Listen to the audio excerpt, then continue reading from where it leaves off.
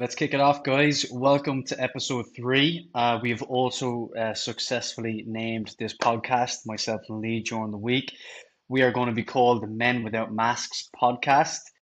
As you know, if you've listened to the last 2 episodes, we're going to be talking about all things health, fitness, self-development, and just be leaders and be vulnerable in the challenges that the modern man faces in Ireland and all around the globe, right? Not excluding anyone else. So, Men Without Masks, that's us. As always, if there's any particular topics that you want us to talk about and lead and be vulnerable with and just help others by talking about these topics and normalizing them or improving ourselves through health and fitness, please let us know.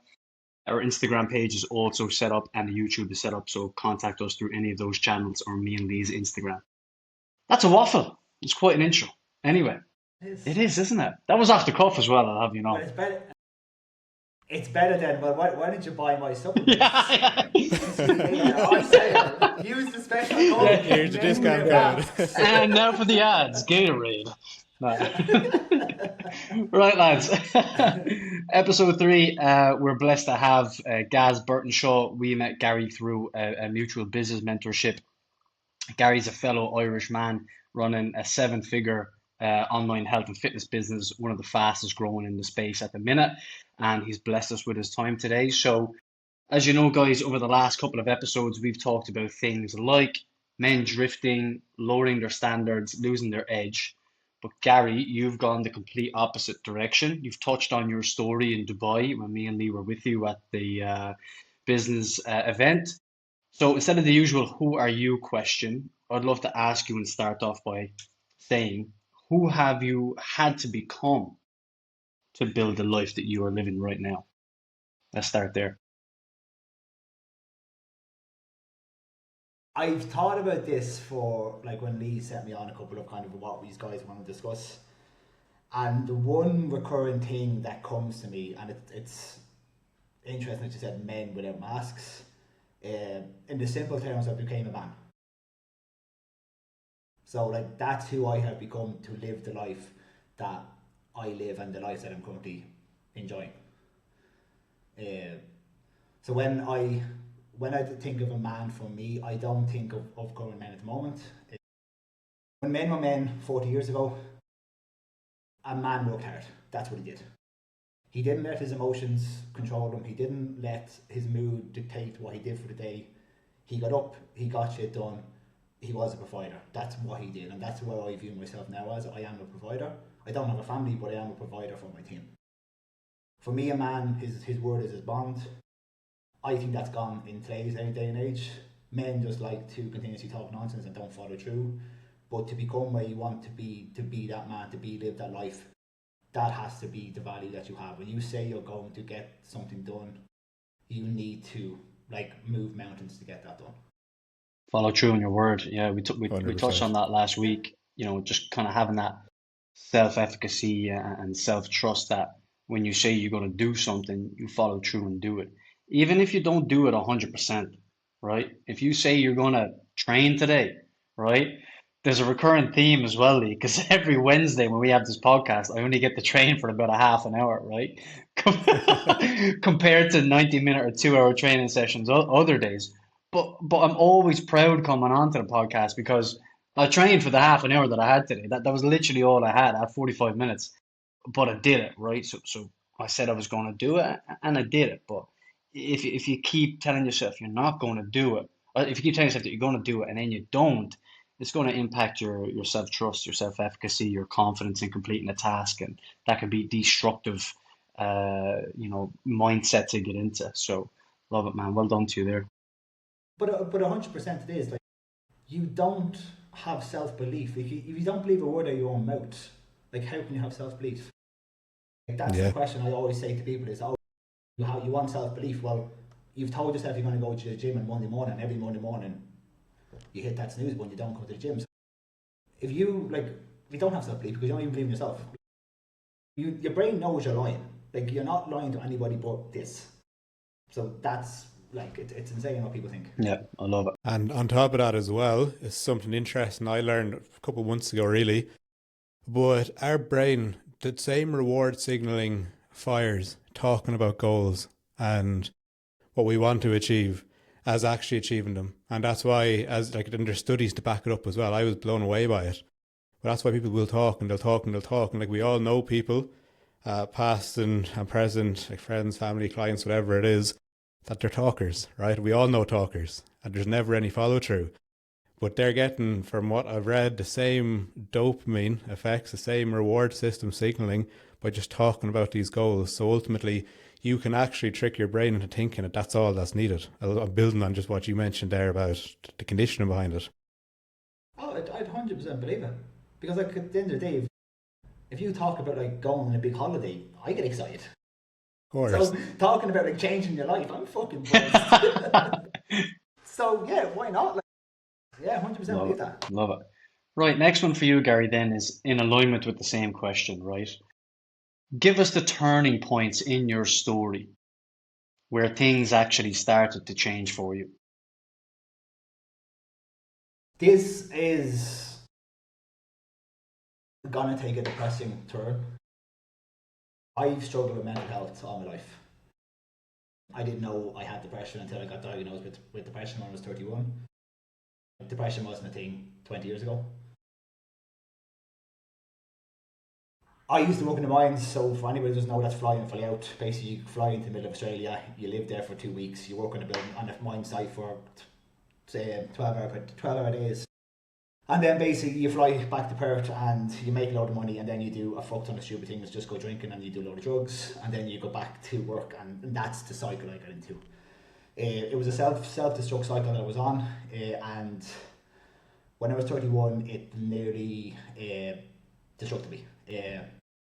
I nearly made a stupid mistake. I had an episode that involved me basically calling my mother. There was 2 outcomes. It was to say goodbye, I was going to kill myself, or it was, I need help. I can't live anymore. Lucky enough, the sound of a voice and the freight of a voice was enough to me to know I have to live. So for me, that was where I realised that I can't live the life that I'm currently living. Something has to change. Like when I told my mum, like, the fear in her voice will haunt me for the rest of my life. So that was, I will never ever want to put her through that ever pain again. So that for me is that driving factor of that, what I want to do with my life is that I have to turn it around, because I put her through that much pain, which she never deserved to. She is the most amazing woman in the world, but through so much pain, through a decision that I was going to make stupidly, now that I think back at it. So that was Huge. That was it. Huge. Yeah. First, I just want to acknowledge and just thank you, man, from the bottom of my heart for being vulnerable and being honest. This is what it's all about, man. Really. Like, we might get 10, 20 people listening to this episode, but you know, you could have had a major impact on what you just said there, man. You're a leader, you know, so thank you. Honestly, that's amazing. So And that's where I like, I'm a big mental health advocate, obviously. I especially, and then my main focus when I first got into this was just mining lads. I just needed to help people up north, because I'm not the only person up there. If you look at suicide statistics up north, it's horrendous. 1 in 8 Australians die every single week by their own hand. Australia is in a really bad way in terms of mental health. There's a page, anyone whoever is struggling, called Better Blokes Project in Australia. I have a follow with the lads, absolutely brilliant. They talk, it's kind of similar to this. They talk about life and stuff like that. But my goal was, okay, if I can help one person not go through what I went through, that's like worth it for me. great purpose. It's a great purpose. Yeah, again, it can't be undervalued, you know. So I'm going to say it again, Gary. Honestly, thank you, honestly, for being open, for leading, and this is what it's all about, guys. You know, conversations like this is the stigma that we're trying to break. You know, you talked about the statistics in Australia. I don't have them off the top of mind, but the three of us know. You know, certain populations, you know, young males in Ireland, statistically, a lot of them do face the same outcome or the same challenges, right? And so if we can do anything and help one person with that, this is what this is all about. So amazing, Gary. 100%. So 100%. Lee, Absolutely. do you want to add anything onto that further before I follow up? Yeah, there's one thing, right? With having been to like to the bottom of the barrel, essentially, how have you found it shaped life and the hardships you have faced to get to where you've got to ultimately today? From my own experience, again, because I've had my bad times, there's nothing I come across now that compares. So yeah, there's shit times that come along, but it's like, right, it's the outcome, even the worst outcome in those scenarios are still a hell of a lot better than what the worst outcome could have been once upon a time. 100%, and this is what I advise every single person. I don't even care if you're struggling from depression or not. Go speak to a therapist. Honestly, I speak to a therapist. She lives down in Sydney. I do video calls with her every so often. Yeah, like when I first moved to Thailand, I really struggled with a lot of shit, and she was like my rock for months. I was so afraid because I was like, what do I do? What do I just? I'm a lad. I don't talk about my fucking. A man feelings. talking about his feelings. I'm not gonna sit on the fucking couch and tell me, oh.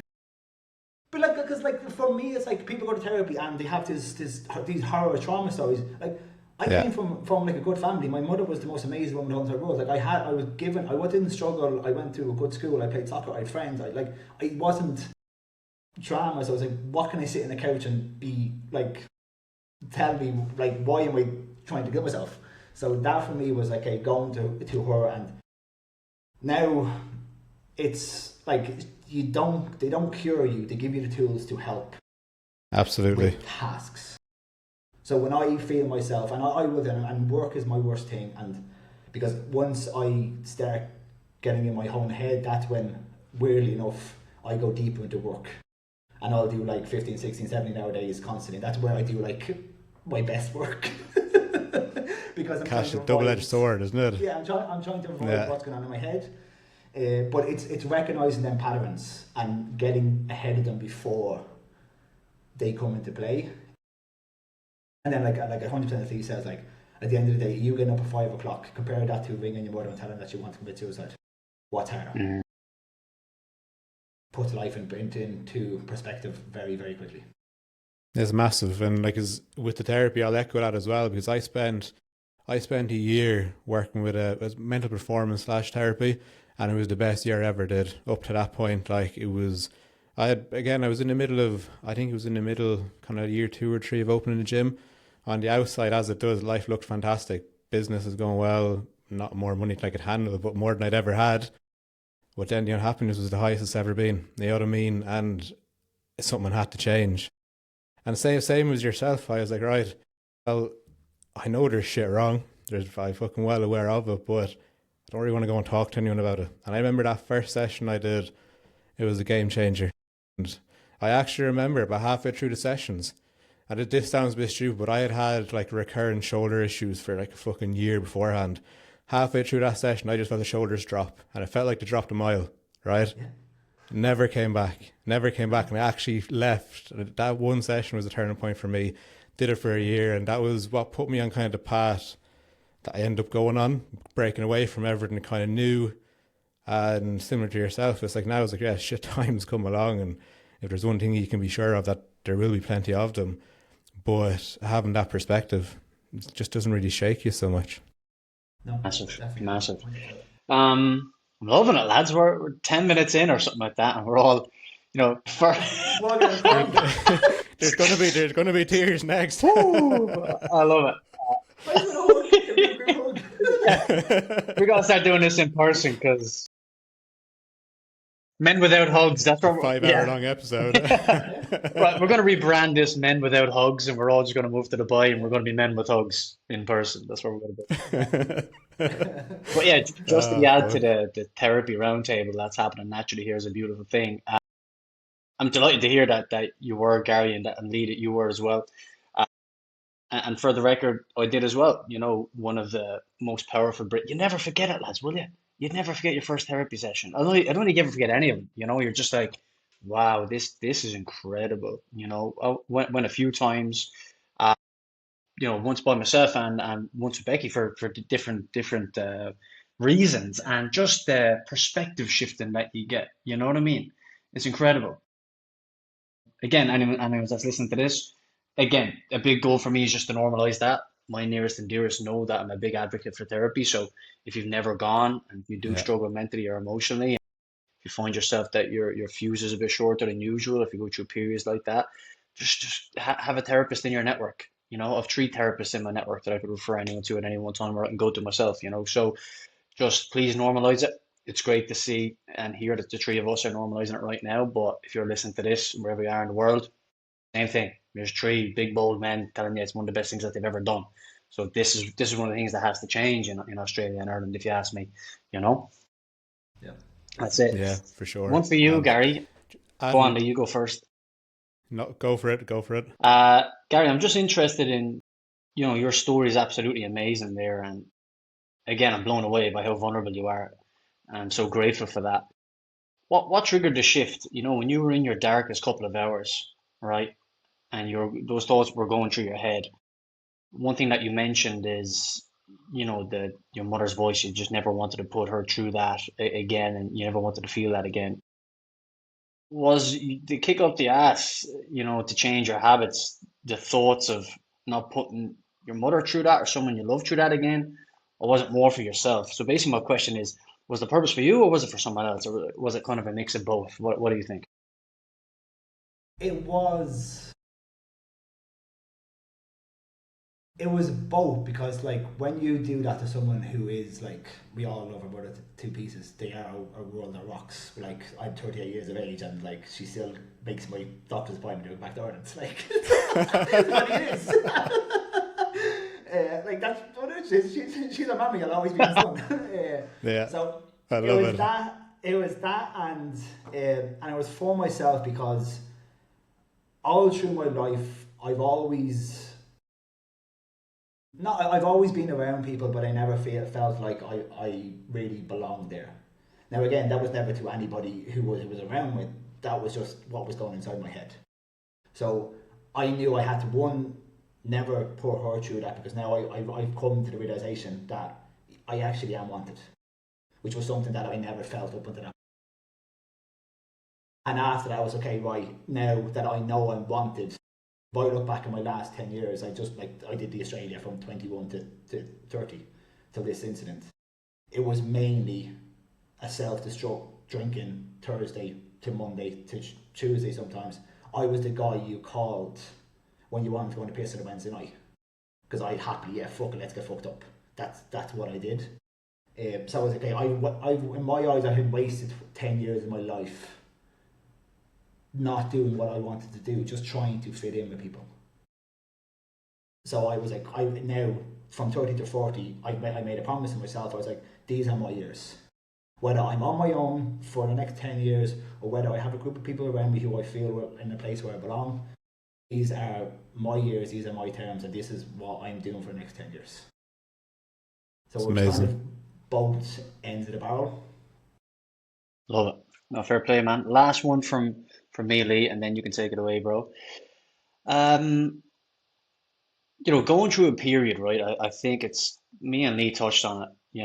Not everyone goes into the drinking and the rest, right?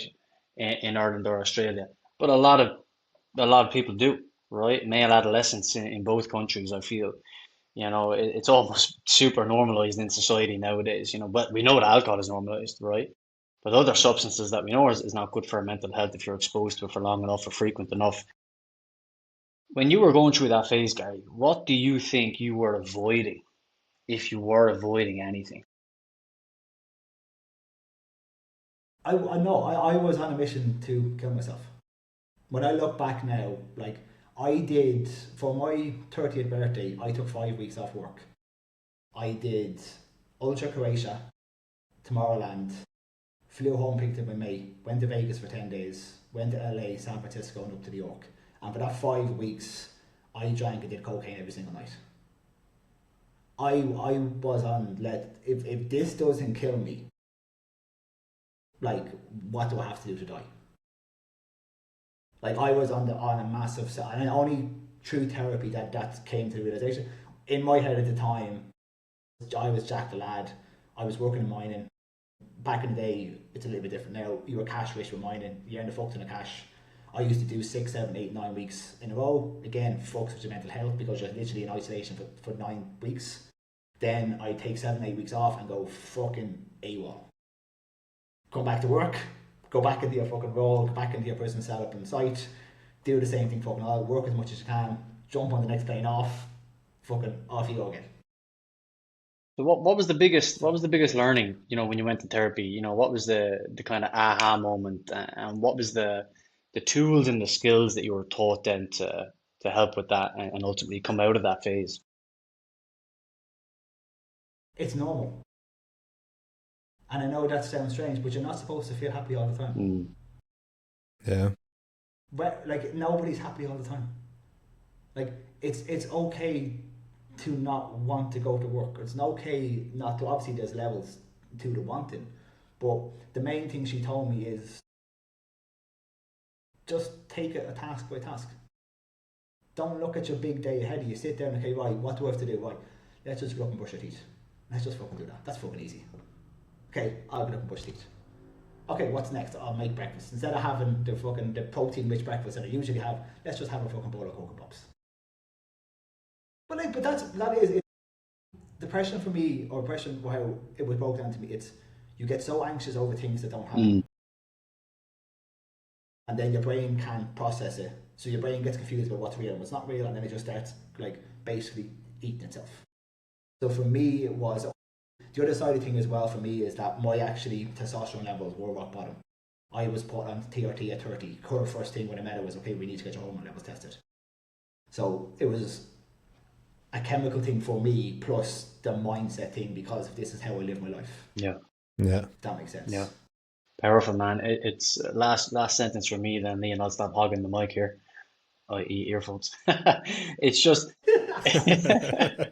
if anyone's watched the first two episodes, you've noticed now episode 3, Lee has upstaged me here and got himself a fancy microphone. But I got paid today, so yeah. I'm going to get a bigger one. I joke.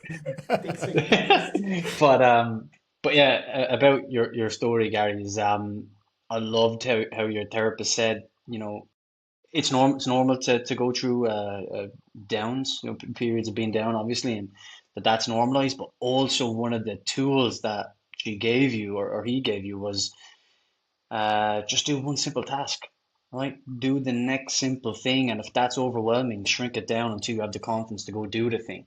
And then when you go do the thing, what most males and most individuals don't do is give yourself a little pat in the back for that little thing. Do you know what I mean? Like, it's huge in behavior change, massive. But not enough people do that. They really miss that part. No, I just brush my teeth. What do I give myself? No, but that is the trick. You're just teaching the nervous system. You're getting that little positive chemicals. Yeah, hey, you know what? Yeah, I did that. Yeah, no, well done. Yeah, I do respect myself for that. I told myself I was going to brush my teeth, and I brushed my teeth. It can't be as simple as that. It can't. And then you do the little task after little task, and you just repeat that process over time. And then the next thing, you're starting a podcast. You know what I mean? And we're not three gurus. You know what I mean? But that's how it starts. So brush your teeth. Yeah, completely agree with that. Brush your teeth, lads. Atomic Habits is a great That's the one. book of that. Like habits. That's the one. That's what you're doing. You're not habits. You're just stacking positive tasks. So that cool. Right, I've did 5 things and it's fucking 7:30. Amazing. How good my day going to be? Love it. So yeah. Well, it's massive because it's funny because Go on. that's actually, I use that with a lot of my clients, especially in the early days when people are, as you know, anything new is overwhelming. It is just take it a day at a time. You don't need to focus on all these different things. And ultimately, it's the therapist I worked with, he said a very interesting thing. Your subconscious mind listens to what your conscious mind says. So if you're constantly talking negative, taking negative actions, you're actually conditioning yourself on a subconscious level to act that way as by default. But the same works in reverse. If you're constantly, again, you brush your teeth, you have a good breakfast, like you're stacking wins. So you're giving positive inputs to your brain. If you do that enough time after time, the default becomes the norm. And it's funny because that's what I do with clients as well. At the end of every day, I want them to find a win. It doesn't matter what it is. Some of them it could be, I had a great dinner, but that's all it needs to be. And day after day, all of a sudden stuff becomes autonomous. It becomes easy. The negative, I don't really focus on just eliminating the negatives in terms of kind of behaviors and such. For me, it's all about what can we add in that will eventually just phase out everything else to a degree. Yeah, I love it, man. It's massive. And building on what you said as well, Gary, so obviously when you hit that low point, you had to do a rebuild, right? Like you had to find a way out. Well, what standards do you feel you had to raise the most to get from that point to not only where you are now, but where you hope to go, but also things that most people probably wouldn't even consider, let alone do? / responsibility. Like, how many times have you is it Mel Robinson says nobody's coming to save you? That's the truth. No one is coming to save you. You can wish, you can hope, you can fucking say prayer to St. Anthony, whoever fucking is the prayer of lost causes. That's just what St. Padre Pio's getting about. Absolutely. Yeah, so but that's what it is. But no one, you have to take responsibility for the choices that you made in life. I could sit here and go, do you know what, it wasn't my fault that I put my mother under that pressure. It was my fault.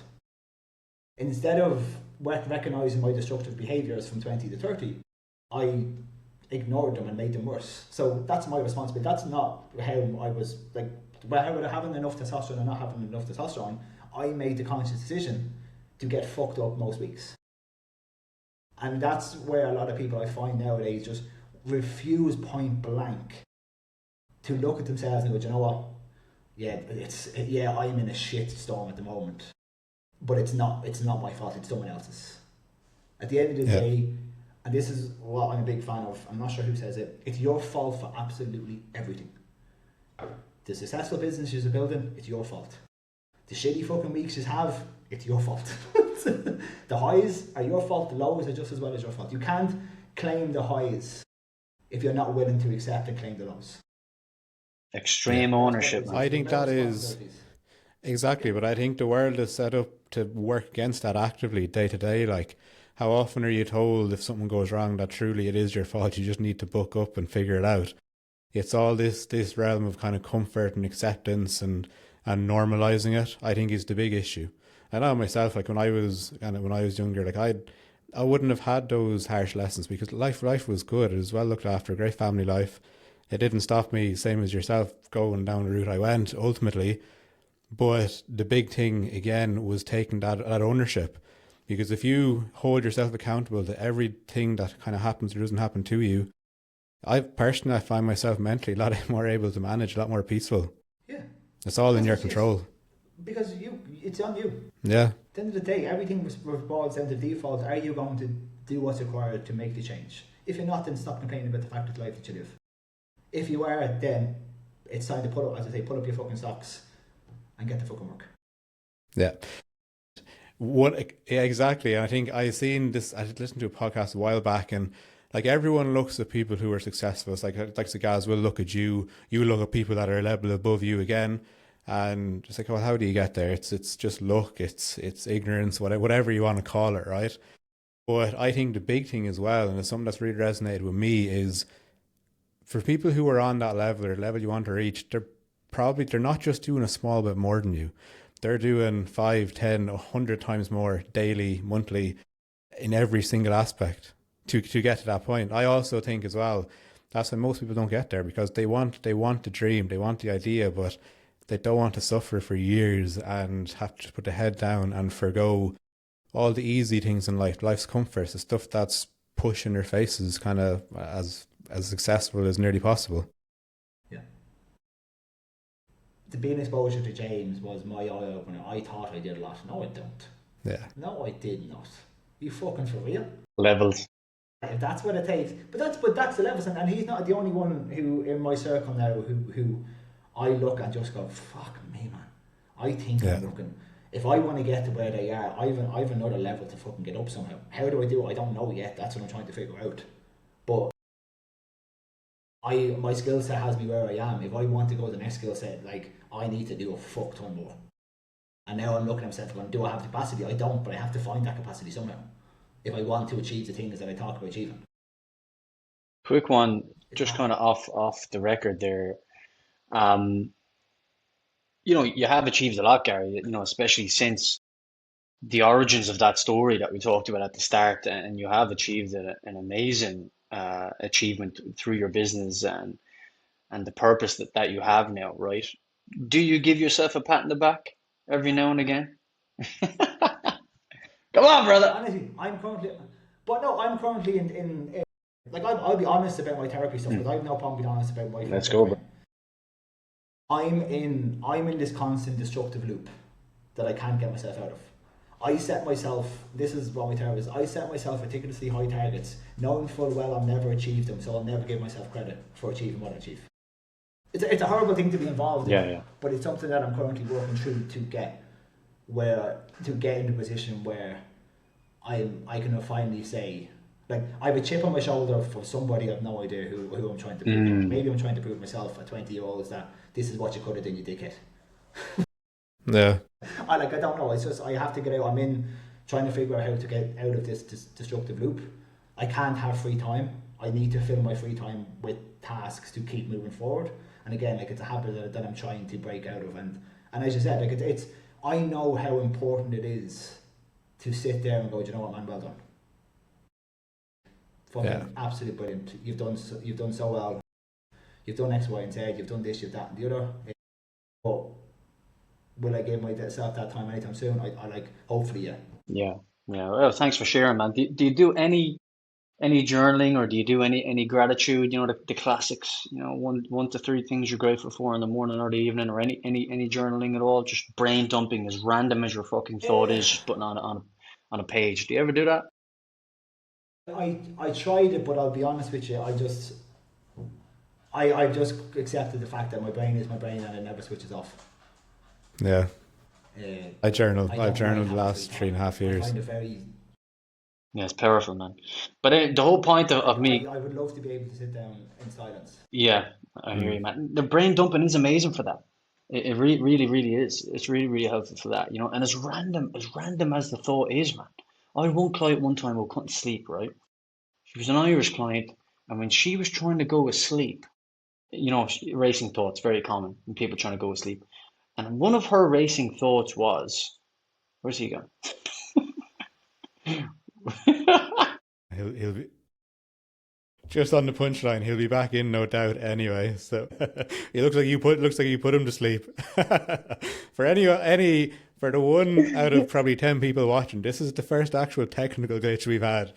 So The timing was impeccable. That's quality content right there. That's content. We're not going to edit that out. I think we'll leave it. No. I'm crying. That's funny though. Just fucking touching on the journaling. So good. Touching on the journaling, man. I've done it for the last fucking 4 years. It was the best thing I ever did. I has to be. It's part of my nightly routine. Yeah, it's amazing, man. I do it when I have like a big study or just a long list of tasks to do, you know, with the other job and working for Hinsa and connected coaching and clients, you know, trying to do it all, you know, and I used to get overwhelmed a lot. And what I've noticed is with everything going on in the Middle East right now, I'm getting 9 hour sleeps. Welcome back. That was the funniest thing of all time.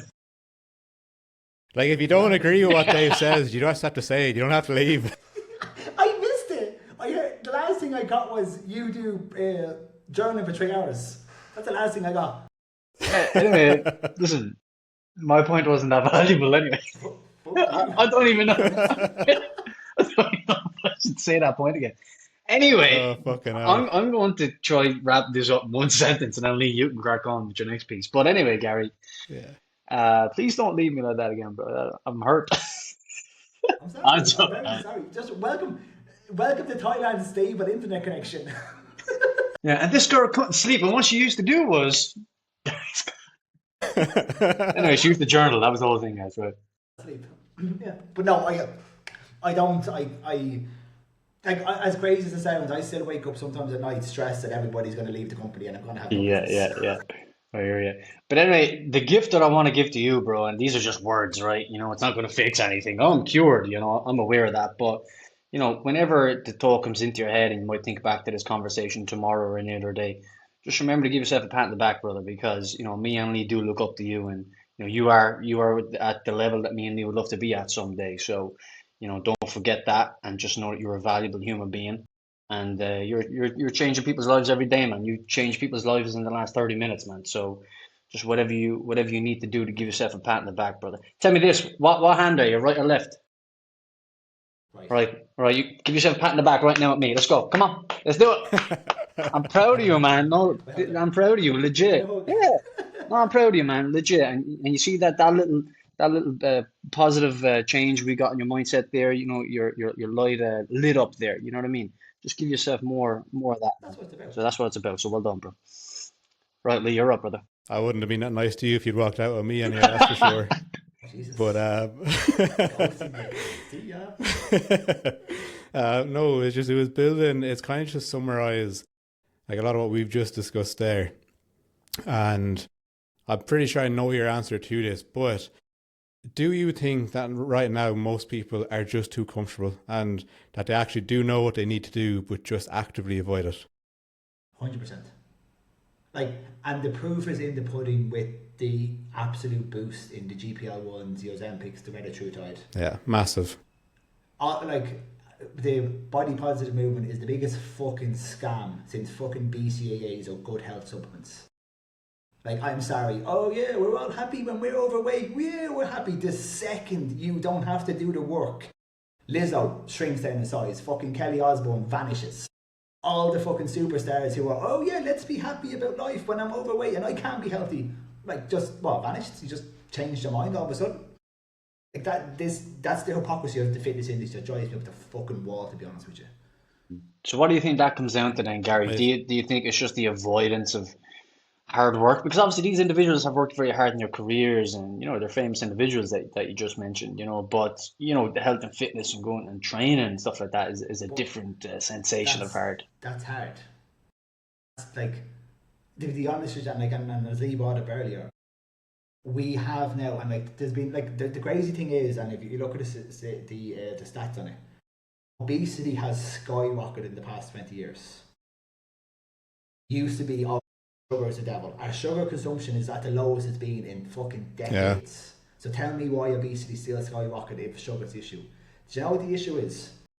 When we were fucking kids, and I don't have kids, so I'll obviously get backlash because you don't know how hard it is to raise a child. Shut up. When we were kids, on a Saturday fucking morning, my mother said, get the fuck out and play. I came home when the street lights came on and somebody somewhere fed me. Now we have to have organised play dates for half an hour where they sit in front of a PlayStation for fucking 4 hours. And they get fed bags of crisps. We've created a generation of comfort. Even if we wanted to get a chipper or a Chinese, for argument's sake, you used to walk down to the chipper at least to get it. So you get some exercise. Now you just go onto your phone and you have fucking super duper fucking 19-inch pizza within 4 minutes. Especially here. So, like, we don't, the simple, yeah. Like in Dubai, what's the thing in Dubai? You're 50. Yeah, yeah. Like you wouldn't believe, guys. Like you can have anything you want legally at your door in 15 On your minutes. doorstep. Yeah. Grab over here is the same. I can't believe how good Grab is over here. Like, I can It's literally fantastic. order anything at any given time and it arrives within, say, 10-15 minutes. Like, it's insane. And like, I was never a conspiracy theorist, and I'm not, but there's things that when you start to get to levels and you start to up your circle of who you're hanging around with, and then you get access to people at different levels, and then you find out, you start to really actually understand how the world works. And not to get into the conspiracy side of things, but the world is set up to keep you exactly where you are. It's conformity overall. Like, I don't want to go down the fucking old Euro conspiracy and they're a nut. Like, how many hours a day do people doom scroll? Like, how many bags of crisps do people go and buy in the shopping at the weekend? Like, people say we have a cost of living, or we have a cost of spending. Yeah, massive. Like, the pubs are still full with people drinking. Everybody's complaining about the price of petrol, but yet the pubs are still full on a Friday night. And there's always new takeaways opening up in towns, non-stop. So like we've built comfort by design. And it's very hard to break away from comfort. Like don't get me wrong, like I'm like a wannabe bodybuilder. I'm as strict as they fucking come in my food. But believe me, some days like I'm like itching for shite food. I'm just like, I just want a bar of chocolate. Like, just give me something. And I know now, I know now if I actually go down to 7-Eleven and buy the chocolate, I actually really want the chocolate. But it's like we just, and this is the other thing as well with Asia, and I'm sure you're the same position with Dubai. When I go into 7-Eleven, the first thing I don't see is 19 million chocolate bars and 47 different bags of crisps. The confectionery is down the side. It's not in You your have to look face for it. constantly. You have to go looking for it, like, Yeah. and it's taxed heavily. So like, I don't eat shit photo over here because one, the fresh food is so good, it's so cheap. So I don't look for shy food because when I walk it anywhere, I'm like, grand man, pineapple shake, yes, give it to me. But I find that when I go back to Ireland, I go into petrol and all of a sudden I'm picking up 2 bars of chocolate for £1, 2 bags of crisps with my fucking, and it's like, it's just because it's there. Yeah. They have you hooked on. But the first, any shop you go into, the first things you'll see is fizzy drinks, chocolate, sweets, and the last thing you'll see is the exact same. The health section is actually often hidden, just like in Thailand where the sweets are hidden. The health section in most supermarkets here are hidden. You have to go look for it. I don't know how many times over the past 2 weeks I've been walking around Little Aldi's looking for apple cider vinegar of all things. I could not find it. Yeah, it's crazy, like. It's set up, unfortunately. But I do think, again, we'll go back to the starting. People have to hold themselves accountable and say, okay, right, you know what, I really fucking want that. But, like, let's go back to what we chatted about. What's the cost? Like, yeah, okay, right, you either want this or you really want to be fit and healthy. Like, do you want to be there? Like, as horrible as it sounds, I had a conversation with a client about 6 months ago. A father with 2 kids, and he was 128 kilos, and he's 5'7". So like heavily obese. Fucked around for a while, and I pulled him up and I said, "Listen, mate," I said, "I'm gonna be blunt with you." I said, "You do not love your kids or your family." And he said, "What you mean?" He says, "I was like, tell me how you love your kids." He said, "I fucking love my kids." I said, "What? So you love your kids, you want to protect your kids. If you continue to go down the route you're going down, you're going to end up in a hospital bed. They're going to have to visit you either with tubes coming out of your fucking face or your dead body, because that's the road you're going for the next 5 years. So don't sit here and tell me you love your kids when you're going to put them through hell looking at your body on a hospital bed, either dead or full of fucking tubes because you had a heart attack." Now, Yeah. didn't speak to me for 4 weeks, but came back and was like, "Gaz, you're 100% right. I have to do this for them." And now he has the same thing of rock bottom. Now, every time I pick up a bag of chips or a bag of shit, I look, my kids are more important than this little fucking happy snack I'm going to eat. And that's what I think for most people at the start. You have to find something that what you're doing for this. I want to lose 100%. 5 kilos. Nobody wants to lose fucking 5 kilos. Like, you want to lose it for a particular reason. And you know the psychology of the 5 whys. Like, find that thing that gets you out of bed in the morning. Like, adults, men, you have kids, surely you want to go down to the footy field and kick the ball around. Like, surely you want that to be part of your day. Surely you don't want to be sitting there just drinking constantly around your kids. And like, I'll say as well, like, we all coach lads, and we'll talk about like the amount of times I've got lads into incredible shape and their sex life has went through the roof because their wife looks at them totally different now. Like, that's, again, you want to have fucking better fucking sex or you want to have a packet of crisps, that's your choice. Love, security, and status. But that's it. Like, it links back to being a man, like. Yeah, but you want to come home and want your wife to be like, or your girlfriend go, get up fucking stairs, you cunt. That's the choices you have to put down the bag of crisps. And get stopped to comfort. And like, as we go back to the start of the conversation, like be the man that you told her you would be when you marry her. Or whatever you fucking. And that's powerful as well. Yeah. Massive. George, I'll just jump in early. I don't know if you have another one, but you know, I love the conversation around purpose. You know, everyone's kind of getting that vibe, I would say, listening to us the last 3 hours, the last few weeks. But, you know, I had to use it again on Monday. You know, one client of mine, you know, we're very good at shrinking the task down to whatever it is. Okay, you're going to do this. Okay, when are you going to do it? Okay, this day. What time is this day? Okay, you're coming from work. Visualize it for me. Okay, where's the clothes? There they are. Are they set up from the night before? Yeah. What time are you going to do that? 7 p.m. the night before. All right, sweet. Boom, boom, boom. Blah. It's done. 3 times a week we'll do this at this time. It's going to be on the up in the app. You said it. Like, 100%. This person chose this themselves. So I'm honoring their own autonomy. So we're just like, right, chances of success are high. Confidence interval, they were 10 out of 10 confident they were going to do it. They were sleeping really well the last 2 weeks, for other weeks they weren't. So we're very confident going in.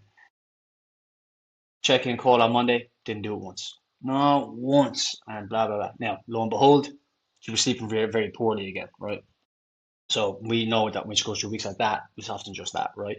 But we also just had to revisit purpose because she was starting to beat herself up. You know what I mean? "Ah, well, I just didn't do it once, whatever, blah, blah, blah." So we done, right, bit of identity stuff, 5 whys, made a mantra, and it just came back to this individual really wanted to be invited to more places with their friends and family. Sorry, not she was invited to certain places, but she wanted to have the power of the choice to say yes because so she wasn't self-conscious in herself, right? For what purpose? To go and be there for important people in her life, like her husband, her children, her friends, because she knows she's good at those roles. She goes, I am a good friend, I'm a good mother, I'm a good wife, but I'm saying no to opportunities and spending time together because I'm conscious, right? But we haven't talked about that in a year and a half, right? She told me stuff like that when we first started. We just had to do that little revisit. So when the purpose is bigger than the pain and emotional discomfort of you doing it or not, you just got to remember that purpose. It's just like, right, am I going to jump on the walking pad or am I going to watch another episode of whatever you're watching on Netflix, right? And you just got to have a mantra, have some sort of reminder that, no, wait, I'm doing this because this will be the difference between me having the confidence and time to go to that boat with my family and friends, and we're going to make special memories together. So when I'm gone, my daughter will have that memory of me. I was there. Not because I was at home and she was there and she didn't have the memory because I was self-conscious of myself to do it in the first place. So the purpose has to be bigger than the pain of the effort, right? 100%. Absolutely. So yeah. 100%. So you gotta uncover that. But I think but that's the issue. It is uncovering it. And like, I'll actually just touch on the sleep and the tiredness aspect because my sleep has never been great. It's always been fairly miserable, to be honest. Obviously, that's one of the big things I see with a lot of people. But I don't think being tired is an excuse, because reality is you're going to get what you need to get done anyway. You know what I mean? So why not just be tired and get what you need to get done? The only thing that changes the emotional, the word doesn't come, but the emotions you're tying to it, right? Yeah. Like, when it's good, it's easy. It always is. But like, you're going to be the same level of tired at the end of your day, whether you go for a workout or probably sit on the couch and watch TV. So why not go and do something that is going to benefit you and probably give you energy back? Yeah. That's like from my perspective, I'm literally, my life revolves around bodybuilding. I eat to a schedule, I train to a schedule. It has consumed my life for 8 years. There are days every week where I'm like, I can't be fucked going to this, but I have to do it because that's my identity has become, and that's what it's not a case of doing it. Is I'm going to do it no matter what, how I feel like shit. Like, people need to get this out of the head that you have to feel good to go to the gym. You don't. Like, Just have to do this it for a living. I want, like, my goal is to be a professional bodybuilder. Like, I don't want to go to the gym all the time. Believe me. I've had months where I don't want to fucking train. Like, like, I've had a shit week with stress. I was literally up this morning. I'm working this morning since day before 4 o'clock. At 2 o'clock, the gym call was like, I can't believe I have to go to the fucking gym. I can't be fucked. Yeah. I was like, I don't want to go. Like, I went. Did not have a great session, but like, as you said earlier on self-sabotage, I went. Now that's ingrained in my conscience that I go no matter the emotion. It's not a choice. I don't sit there and go, I'm a little bit tired and I'll just, you know what, I'll go extra hard tomorrow. It's just go. You may be shit. It may be one of the best sessions. I'm sure we've all went to the gym really shit and then you just have this Yeah, all the time, man. Very nearly always, isn't it? I just whacked 6 kilos on my dumbbell press. On top of the world, and the ones you feel on top of the world end up being the absolute worst. Yeah. Grinding out an extra rep. That's what it is. Yeah. But I think you touched on it though, Gaz, it's identity, because like, you don't see these things as extra efforts to have to be done. You do them because they're part of who you are. They're the standards you hold. And we've touched on this quite a bit ourselves. We won't go too deep on it. But that is what I see to be the main determinant of success. And the clients who in 6 and 12 months have not just kept progress, but kept progressing. It's because they've embraced that life. That is now who they are. And friction is low, effort is easy. You don't have to think about it. It just happens. And success then as a result is inevitable. You don't have to doubt it one bit. Like, to say that comparison is a thief of joy, I think that's bullshit. But I don't believe you should be looking at someone 15 pages ahead of your book and going, oh, I'm shit because they're doing better than me. But Yeah. what you can learn from them is, okay, what are they doing? Not what they've succeeded in. What are they doing today? Because what they're doing today is what I need to do today. Because if they're doing it at that level, I have to start doing it at my level. Yeah, So 100%. copy the fucking habits of people. Don't copy what they look like. Copy if you want to be a bodybuilder and you're looking at bodybuilders and say they're going to the gym every single fucking day, that's the habits that you need to build. They're eating the chicken and plain, they're boring chicken and rice every single day. That's the new habit that you now have to form. If you can't do that habit, then rid yourself of the want of the goal. Because you're already killing effort gives results. Is it like you can't give 20% effort and expect 80% results? It's as simple as like. Yeah. Over to you, Dave. Take it away. I know there's one itching on the tip of your tongue there. Yeah, well, we have the environment one. It is in alignment with Gary's question. Then we'll see where you want to go after that. But Gary, just going back on, when you did start to make the change, I'm sure when you were going through the period of drinking and the partying, and it's completely different to what you're doing now. Me and Lee talked about either the environments and the people that you surround yourself with are in alignment with the outcome that you want and they're progressing you onwards, or they're trying to hold you back, right? So when you were starting to change, right, coming out of the session, maybe you were training back then, or maybe you weren't into it as much as you are now, but getting, moving towards the identity that you're in now. Socially, how was that for you, and with the environments that you were engaging with? Did you lose people? Did they come with you? Did they, try and hold you back? What was that experience like? Changing environments. Horrendous. Absolutely horrendous. I love everybody who I grew up in pair with. Like, I don't have a bad word to say about it. I think I've had the most amazing memories with everybody who grew up in pair with. But when I stopped drinking, my phone stopped ringing. And again, that's not that. Again, we go back to responsibility. That's also my responsibility, because I felt that we had nothing in common apart from drinking. So it's I can't just say, oh, that's their fault. That's my fault again. The effort was, maybe they felt the same with me. Shit, he doesn't really drink. I don't really understand the gym. Oh fuck, what do we do? Because again, at the end of the day, when I first 10 years ago, fitness and coaching wasn't what it was now. Like, I used to get shit for talking my stories by all the boys, bit of crack, bit of banter, but like, there's always going to be a break where people don't understand what you're doing. That's perfectly fine, because I was moving into a world that none of my social circle understood. And they had no. They were lads. We played soccer. We went drinking. That was our exercise. So I moved away from that, and I was now talking on my phone. And their experience of people talking on the phone was, back in the day, was like the wankster fucking influencers. So I was trying to be so in their head I was trying to be this fucking influencer, but in my head I was like, I just need to save myself. So it wasn't a case of, we just, and this is, I say this a lot, it's, you don't fall out with people, you outgrow people, and that's perfectly fine. And a lot of people are so afraid to outgrow people because they're afraid they won't ever speak to everybody ever again. Like, if I see anybody who I hung around in Perth for 10, 20, 15 years, they're getting the biggest hug in the whole entire world. I don't have a bad word to say about them. But we've just moved. Like, they've all family and kids. They're settled down. They're living their amazing life, the best that they can live their life. I'm over in fucking Thailand, living what I want to be my best in life. And that's perfectly fine. Worlds drift apart. But when you try to force these relationships, because they can't, two opposite things can't coexist. You can't be around people who are continuously telling you to go drinking because that's what they do. And it's painstaking and it's very lonely. You get these, I think Alex Hormozy and Chris Williams is talking about it, where there's phases through your life that you don't have the skill set to make any new friends, or the friends that you want to be, but you don't feel like you belong in the current friendship system that you have. So you have this weird center where it's like, where do I belong? And I think that's where a lot of people, a lot of men end up, is like, fuck, how do I make friends? Like what do I do? So it's like, fuck it, I don't want to be on my own. The option is just to go back and just go fucking drinking. Fuck it, what's the point? I just might as well go back drinking. And like, we have an epidemic of men's loneliness.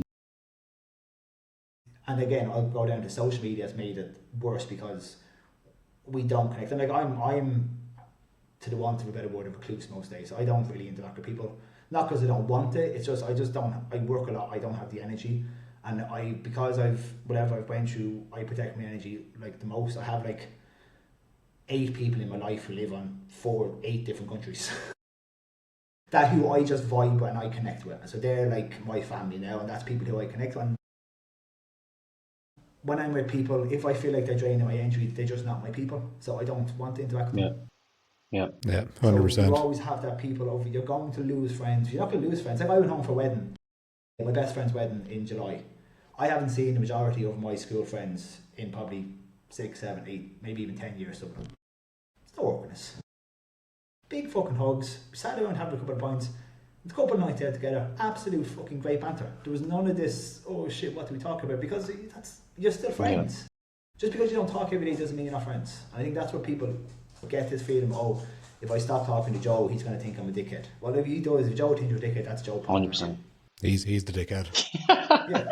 Yeah. I just want to touch on that but before, I don't know what's up next, Lee, but I'm sure, well, all three of us definitely have, we didn't fall into health and fitness and coaching and stuff like that. That's a journey in itself, right? And if you've had the normal, so Gary, were your teenage years in Ireland or were they in Australia?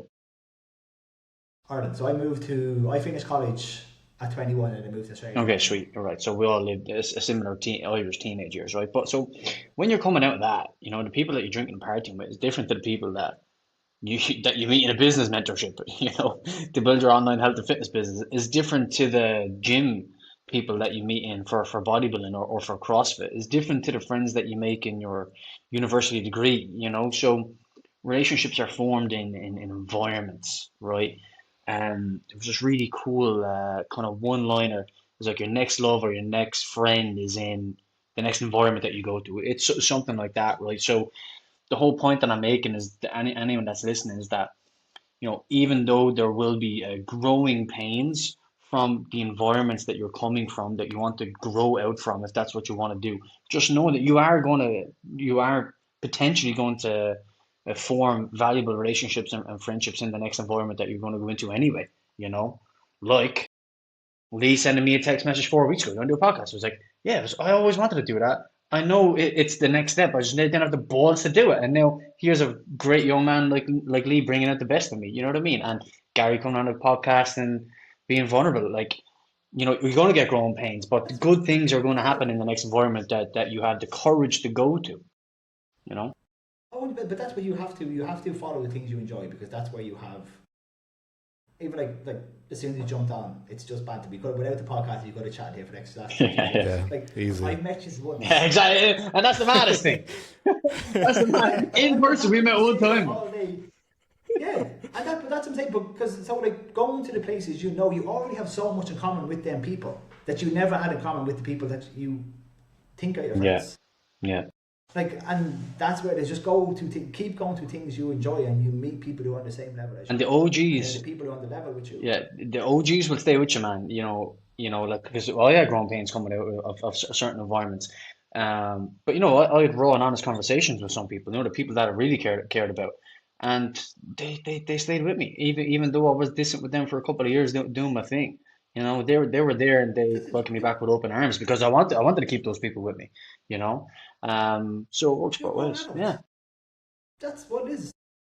I'm sorry, I'm not 20 years of age where I'm going to text you every day and ask you how you're doing. Yeah. Everybody's busy. People have families, kids. People have fucking businesses to fucking run. People who are fucking doing shit with life. When you come back to someone, you can sit down and pick up where you left off. That's a friend for life. Yeah, honestly. And I think the big thing there is just like for me, because I probably didn't handle things as nice as you did, Dave, and I was going through that period. I just cut everyone off over the course of a weekend. I was like, that's it, gone. Now in hindsight, I didn't have to do it. I shouldn't have done it. I could have done it a lot better. I've since reconnected and held a hand up and said it. But the ones that have stuck is like the characteristics and traits, regardless of the environments we're in, the professions, because they're all different. I could tell you stories about what one of them is doing. He's a paleoclimatologist. What? That's as much as I know, right? Yeah. But like the traits and the characteristics are common. Like we all have the same sort of drive, ambition, but it's the understanding and support. And there's one guy in particular, he's been my best friend since I was like 12, I'd say. And like literally as close as you could be the whole way through school, still would be, and still are. And we had a chat a couple of years ago, and it was when I was finally starting to talk about all this shit that I would have went through back in school. And he told me he was going through the exact same stuff himself, up to pay the house. And I was like, oh fuck, we could have just told each other and probably not felt so alone, you know what I mean? Yeah. But again, it's that alignment though, isn't it? And it's I think that's the big thing, like you said, being too scared to lose people, being too scared to go off and be that person who maybe has to be on your own in that kind of limbo where you're not where you think you should be, but you know you're not, you don't need to be where you were. And that's scary because there's one of my clients, he's in that position himself. My mum was terrified when I told her I was moving to Thailand. She was like, please Gary, don't be recluse. She's like, I know you don't like people. She's like, please talk to somebody. But that's... Cue Django. Yeah, but everybody who knows me, who's in my circle, knows what I'm like. And I'm not saying that it's a good trait to have. It's not as I'm saying, oh, you ignore people because that's what you do. Because it's not a nice trait to have. But I go into my moods where I get so much text messages and shit to do per day. At 7 o'clock, I'm just like, I just want to just watch Love Island, car crash TV, and just switch off. Just switch off. 100%. I'm sorry if I haven't texted you back. I will at some stage, but at the moment, I just want some brain dead TV. It's a bodybuilder keeping all their calories, you know. What do you mean 10,000 steps? Yeah, I just want brain dead TV, and everybody understands that. And it's like, cool. I'm checking in just to make sure you're okay. I'm super. Thanks for checking in, buddy. Yeah. Talk to you next month. Yeah, what is? But that's. But I don't think there's anything wrong with that, though. I don't think there's anything wrong with that because, like, at the end of the day, I think it's better to be transparent and like that than be a grumpy fucker in someone's company because you don't want to be there. Facts. You know what I mean? That's because I'd be very similar as well. Like, they know that at any moment I can just walk out and not say anything, and that's just Gaz. Yeah, the Irish exit is what they call it. Where's Gaz? He went toilet. I didn't. He went home. and he did it halfway through a podcast as well. Some things never change. Classic Gaz. Question for you guys. So obviously we've talked a lot on kind of like the transformation, the change you've gone through, not even just physically but mentally and personally. But like the success you have now, you've touched on it. But what has it actually cost you to get to where you are? And ultimately, like, what were the sacrifices? What did you miss out on? And what were the hard parts? Because I know there's a lot of guys listening that are on the beginning of their transformation, their journey. It cost me everything. Honestly, everything. It cost me 8 years of my life. It cost me probably the guts of a relationship with my ex-partner. It cost me maybe friendships that I could have developed, but I was so concerned about building what I wanted to build. It cost me my sanity. It cost me everything that at one point I held dearly to me. Would you have done it different if you, in hindsight? I couldn't have. That was the only way, like. That's great to be able to say, though. As much as I love to sit here and say, I would have loved the next one, but I wouldn't achieve what I've achieved. And anybody that's like, I said this briefly earlier, there are levels to this game. And you have to accept the shit that comes at every level. It's like dieting. You want to get to a bodybuilder stage, or you want to get lean, there's a level that you need to go to. If you're not willing to go to that, don't attempt it. So it's cost me like more than I ever thought it would cost me, to be quite honest with you. And to the point where if anybody said it to me, do they think they should go down that path, I would make them really think, are you really prepared to do or sacrifice what needs to be taken to get to the level that you think you want to do? Because I'm very open about everything I do. We hit some crazy numbers over the past year. I always swore to myself that when I hit 50 grand a month, I'm going to be so happy. Hit 50 grand. Not happened. 60 grand, fuck man, we hit 60 grand, I'm like, bah, yes. 70 grand, that's it. Fucking life's made. Again, none. I felt so lost because I had attached my success to a monetary value. And the thing, I think Chris, by the way, I love Chris Williamson. He was on a podcast with someone, and they're talking about people who say they'd rather cry in a Lamborghini than cry in a fucking Ford car. You're not, you're missing the point here totally. You're fucking crying. Yeah. And he says something that hit me hard. He says, what people have that he doesn't, he was like a multimillionaire, is you have hope that when you make money, your life will change. He's like, I don't have that hope anymore because I didn't. And It's funny you mentioned Valuable. that, because I hit that point when I was in the gym. We never touched the numbers you're talking on, but it got to a point where, because I live frugally enough, to be honest, so I had enough money for whatever I wanted. I was at my unhappiest after spending probably 3 years thinking when I hit that point, that's it. And that's actually, this is kind of my transparency, that's the struggle I'm having at the minute. Like everything we've done over the past year, moving to Australia, Thailand, business, like things, if I had told myself a year ago, I wouldn't have believed. I wouldn't have, yeah, that's the life, that's the dream you want. Can't say I've been any happier at any point over this past year. It's always just been the next thing. It's always been, right, well, this is grand, I'm still not happy. Well, sure, what's the next big thing we can do? You know what I mean? To me, this year is, over the past 6 months, is trying to understand what my purpose is in life. And I know that sounds really, No, man, I'm all about it. I'm all about it, guys. Well done. The last 2 months for me, I've been asking myself that exact same question. So far. Like, so clear, like up until I was 33, 34, maybe even 35, I was like a flashy fucker. I had countless money, did what the fuck I wanted to do, didn't care, because I always had cash. It was always, so when I go 35, I'm going to buy myself, my goal when 35 was to buy myself a Mercedes C63 AMG Black. It was like 290 grand. I was like, buying it, don't care. At 35, I was kind of transitioned into that, and I was like, I actually don't want it. Like, it's not going to make me happy. Like, I could have a Lamborghini sitting out the front, but I don't. I have a Honda fucking Yamaha. A fucking rent that cost me £5,000 a month. That's me all over, man. Yeah. But like, I'm not going to say happy because I don't believe anybody's happy. My goal in this year is to find peace. I like, and, massive. And everybody fucking talks about Thailand, this, that, and the other. Thailand is peace. I go to a little Thai store every Sunday night. On the way down, it's all Thai people with chicken skewers, cooking the barbecue, all the plastic chairs at the side of the road. And every Sunday I drive down and I just look around and I say, do you know what? I'm at peace. Yeah. I can appreciate that. I feel like this is, as mad as it sounds, this is where I belong. But isn't it funny, because you're looking at them living truly the hardest of lives, right?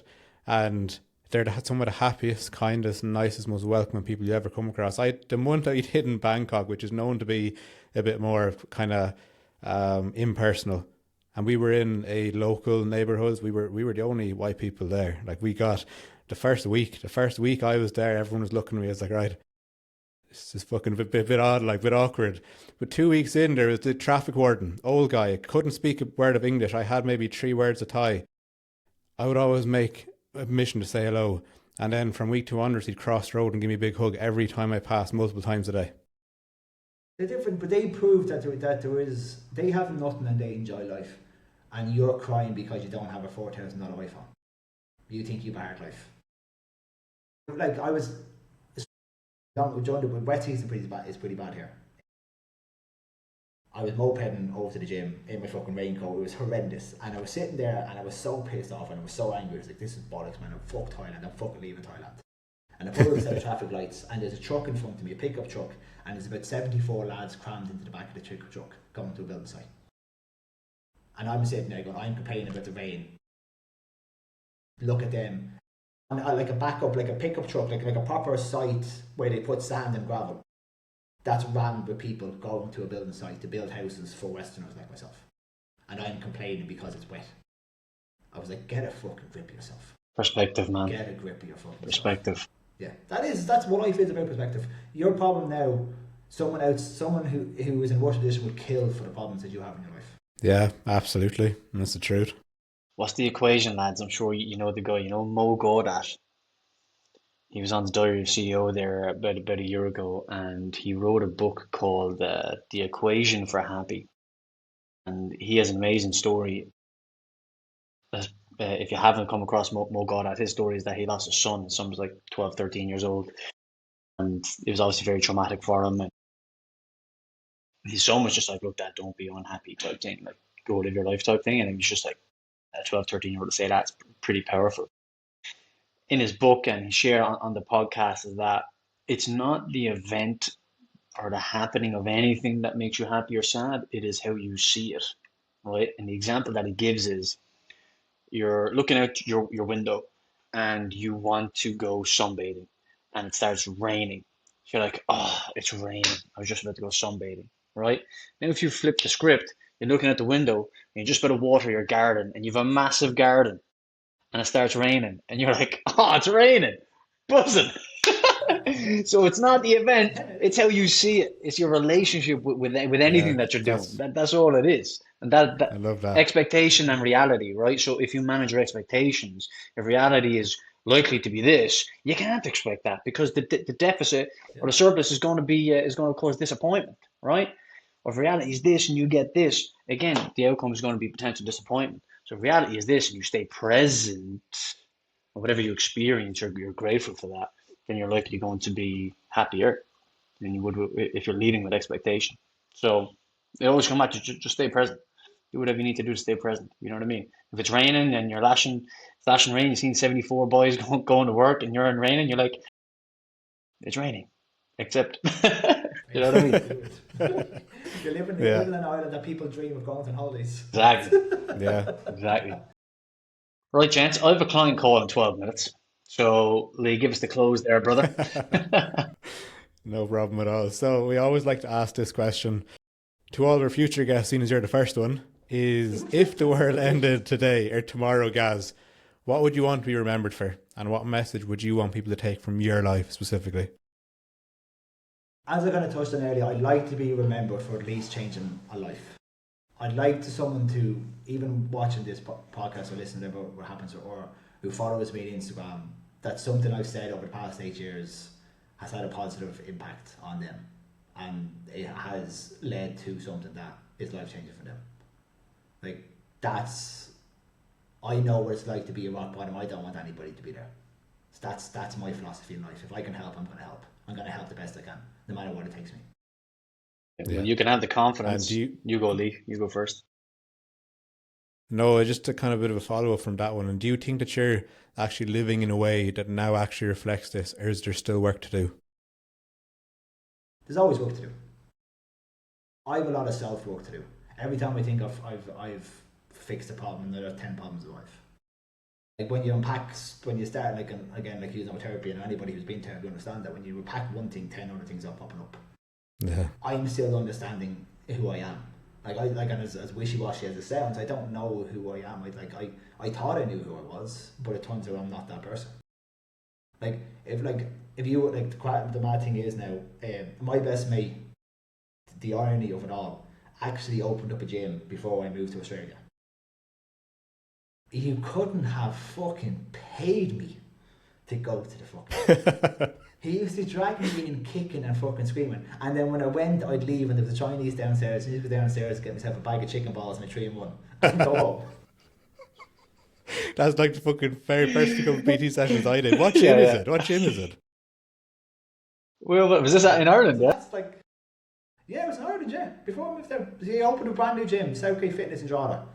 Fucking kitted out to the fucking max. Fucking unbelievable fucking gym. Yeah, I'll go. And then at the time, I used to actually smoke as well, so I'd be outside before I go in, having 2 quick fags.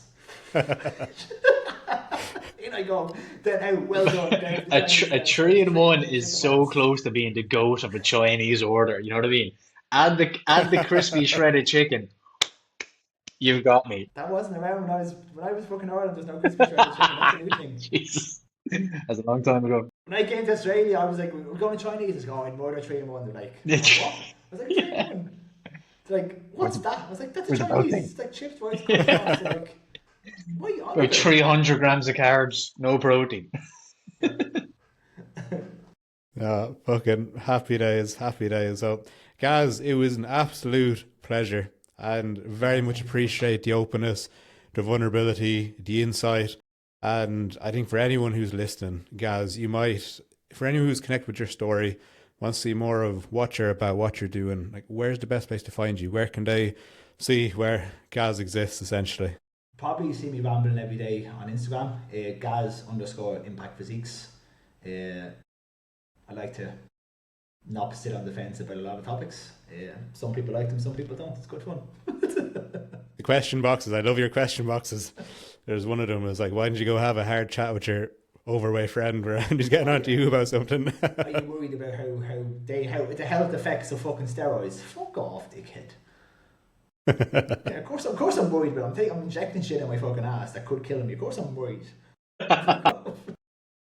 Don't come chat to you like your fat mate about who's like on the brink of a heart attack before you start asking a stranger on the internet about the health. Are they worried about the health effects? Like, come on. Well, at least you're honest, man. At least you're honest. You're not one of these trainers that are juicing up like and just totally dishonest about it. You know what I mean? Like, my Instagram is bluntly honest. Yeah, good. To the point where I get abused from people. Well, hey, listen. I'm the same. You either love me or hate me. I'm the same to everybody.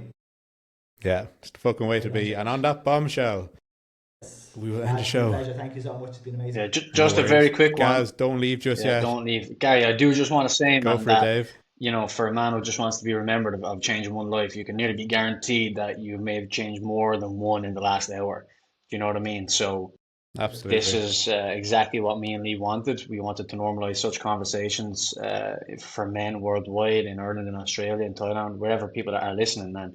You've been our first guest, man, and you've absolutely smashed that out of the park by being brave enough to talk about those things. So honestly, from the bottom of my heart, man, thank you very much. I'm sure there's some guy listening to it in his car today, tomorrow, or 5 years from now, but you've helped him. You know what I mean? So thank you for them. Yeah, man, very grateful. And we should have another chat with you in a year's time, man, and catch up with you. See if you've done what you said you were going to do this year, and find your purpose, and do a bit of soul searching. That'd be another great one. I took a bit of time off. Yeah. Thanks. I plan to take 2 weeks off, but fucking you happen to have a fucking war in the middle of fucking East. That can't. I'll let you know when it's over. I wouldn't consider it of them.